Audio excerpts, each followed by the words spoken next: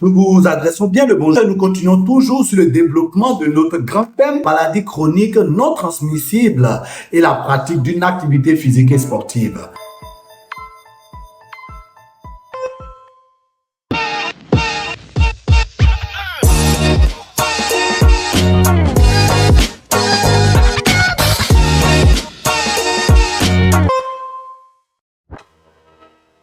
Nous rentrons aujourd'hui en plein dans la physiopathologie du diabète.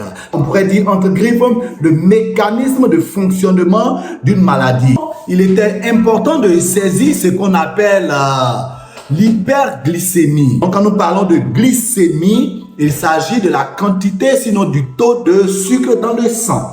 Lorsqu'on parle par exemple de lipidémie, il s'agit de doser le taux de lipides dans le sang.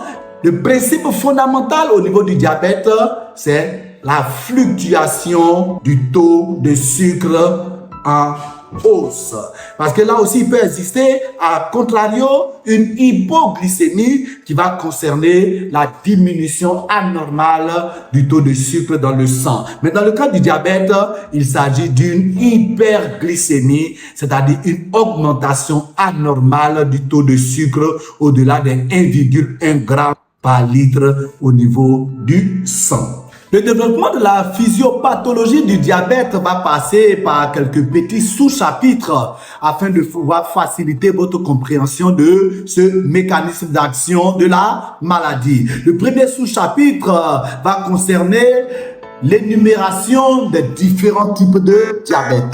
Il faut retenir qu'il y en a principalement deux et un autre type qui est accessoire. Le premier type de diabète, appelé diabète du type 1, caractérisé par l'absence totale de l'insuline, substance produite par le corps humain qui permet de gérer le taux de sucre. Si donc dans ce premier type de diabète, l'insuline est totalement absente du fait de la dégradation de ce qu'on peut appeler les cellules bêta de l'endurance, qui font partie du pancréas et qui sont spécialisées dans la production de l'insuline qui va gérer le taux de sucre. Le diabète de type 1 est le plus contacté chez les enfants et chez les adultes de moins de 35 ans, causé par une infection virale qui va entraîner une destruction totale de ces cellules ou bien également une maladie auto-immune peut être l'attaque du corps humain par le système immunitaire. C'est-à-dire ces cellules vont être détruites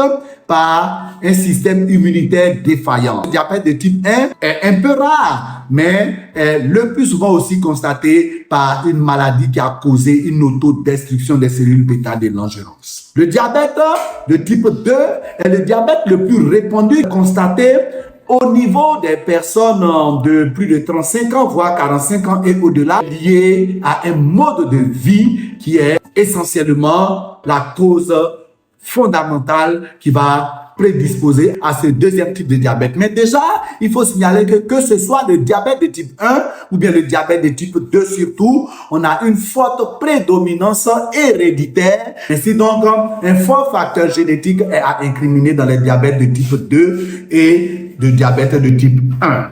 Nous avons dit qu'il existait également un troisième type de diabète qui était accessoire. C'est le diabète de type 3 qui est en fait un diabète gestationnel qui peut être un diabète qui apparaît le plus souvent chez les dames qui sont dans une période spéciale de grossesse. Ainsi donc, ce diabète peut apparaître sur une grossesse et malheureusement s'installer de façon durable dans le temps. Voilà pourquoi nous n'en parlerons pas assez, parce que ce diabète de type 3 peut être accessoire, mais totalement spécifique et adapté à la femme enceinte. Le deuxième sous-chapitre de ce grand chapitre qu'est la physiopathologie va nous parler du taux de sucre dans le sang. La première source de production qui permet d'avoir un taux de sucre dans le sang, c'est la filière directe au travers de la consommation d'aliments sucrés. La consommation d'aliments sucrés va permettre une augmentation du taux de sucre dans le sang. Lorsque ce taux de sucre vient à manquer, certains organes du corps humain vont permettre la production de ce sucre qui va venir être dans le sang. On parle de la néoglycogénèse ou bien de la glycolyse.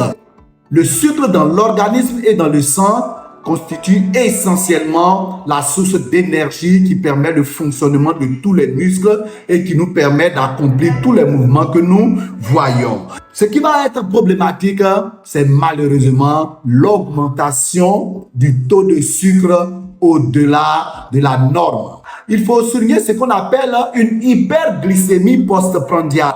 En fait, lorsqu'on finit de consommer un repas, dans les minutes qui suivent la fin du repas, l'organisme va constater une augmentation anormale, mais temporaire et transitoire du taux de sucre. L'organisme, dans son fonctionnement normal, va libérer à partir des cellules du pancréas l'insuline, qui est l'élément régulateur qui va venir amener, et sinon qui va venir ramener le taux élevé au taux normal, à la limite, et sinon voire en dessous des 1,1 g.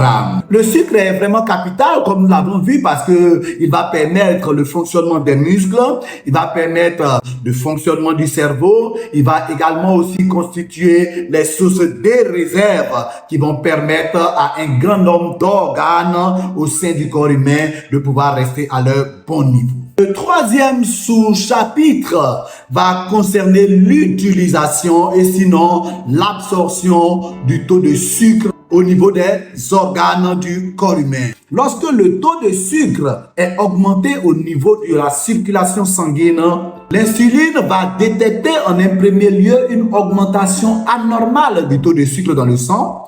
En deuxième élément, l'insuline va se fixer aux cellules et permettre une pénétration du sucre. Et enfin, l'insuline va augmenter la sensibilité des différents organes au sucre et faciliter ainsi leur pénétration au sein des cellules.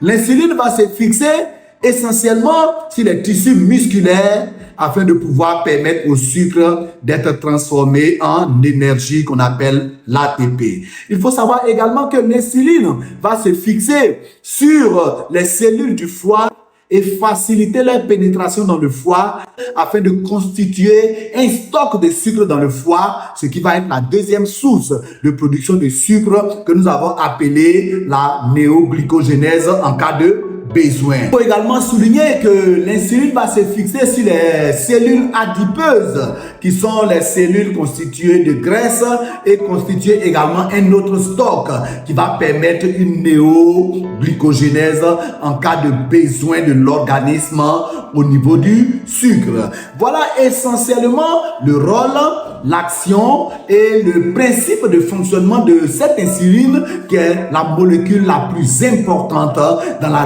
régulation du taux de sucre au niveau de l'organisme et surtout dans le diabète. Nous avons terminé avec la physiopathologie du diabète.